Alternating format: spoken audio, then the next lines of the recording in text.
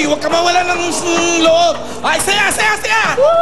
Yan. Huwag ka mawala ng pag-asa dahil ito pa ang iyong better round. Natulog yata ang sebo. Round 2! For another 10,000 pesos, meron kang challenge. 45 seconds ang kailangan mo. Okay? Nakita mo itong dalawang linya sa harap. Itong dalawang pula. There are 2 lines, the red and the red. Okay? Okay? Tapos, Rosemary, meron kang itlog. Meron kang itlog at pamaypay. Ito ang kailangan mong gawin. Kailangan mong itawid yung itlog sa red line. Magsisimula rito. Itatawid Tapos? mo dito sa pangalawang red line. Sa pamamagitan ng Pamaypay. ganyan. Yan. Yan. Yan. Isang kamay, isang kamay sa likod. Huwag masama yung tingin mo sa akin. Parang, Rosemary, kinakabahan ka ba? Medyo. Okay. Yung itlog ha, papaypayin mo panggang sa pangalawang linya. Yan ang iyong challenge. 45 seconds to, Rosemary. Okay, lalagay ko na itlog. Timer! Rosemary, Count na!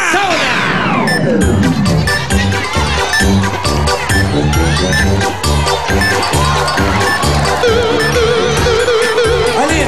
Bako ganyang kalusog, bibili sa itlog na yan.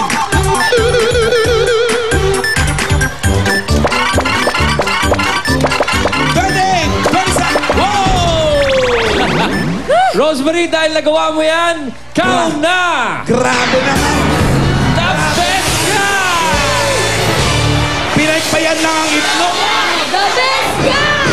Pinaypayan lang ang itlog. Tumawid. 10,000 na. Eh di the best ka.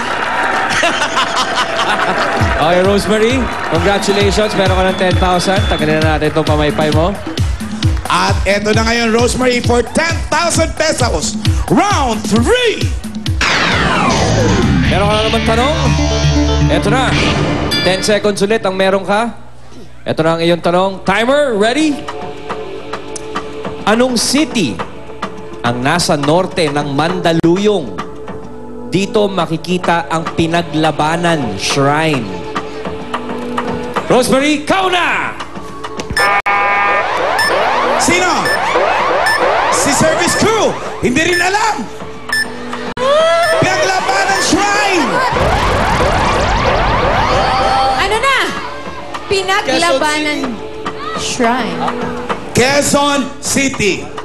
Halika na. He tried. Rosemary, bibigyan kita ng clue. May clue. Santo. Pangalan ng Santo. Yung Santo city. ang pangalan ng lugar. Sa norte ng Mandaluyong, katabi ng Mandaluyong. Santo ba si Quezon?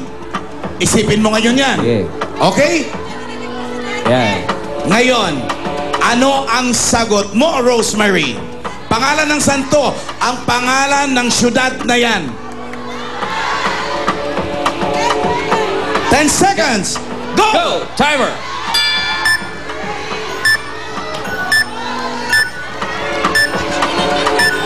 Katabi ng Mandaluyong. Isipin mo yung mga lugar na tabi ng Mandaluyong.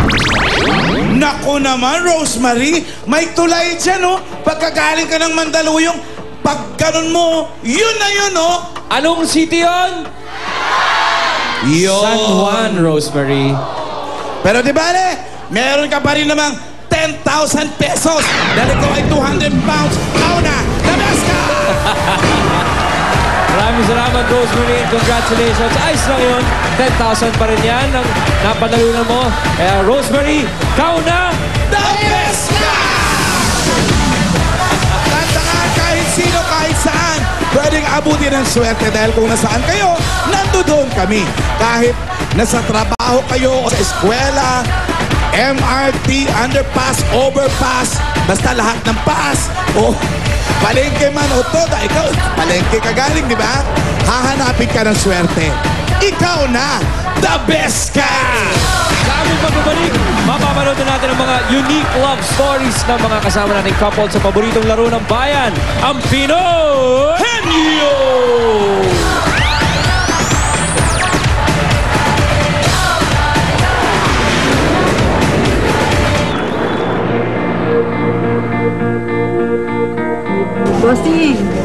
Natatandaan mo pa ba ako? Ito yung ginawa na yung bahay. Ito yung sa loob, naumpisahan na. Bato na siya. Ito yung ito yung salamin noon. Salamin yan. Ngayon may bintana na. May ventilation na ako. Bossing, ito yung tagpi-tagping kahoy noon. Binigay lang ito sa akin. Pero ngayon talagang bato na siya. Ang ganda, bossing. Ito ang kusina. Dati yan ang lababo. Pero ngayon ang ganda-ganda na ng lababo. Mayroon pa siyang tiles. Andito tayo ngayon sa second floor. Ang ganda-ganda ng pinto. Napalitan na siya at napinturahan na. Yan din ang mga dingding. May pintura na rin. Ako namili ng kulay niyan, bossing. Salamat, bossing. Talaga napakalaking tulong. Napakagandang biyaya.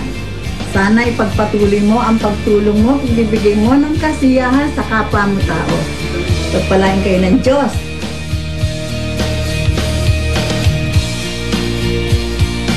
Para sa lahat ng mga Dabarkads, huwag kayong humintong mangarap. Dahil hanggat may Eat Bulaga, matutupad ang inyong mga pangarap.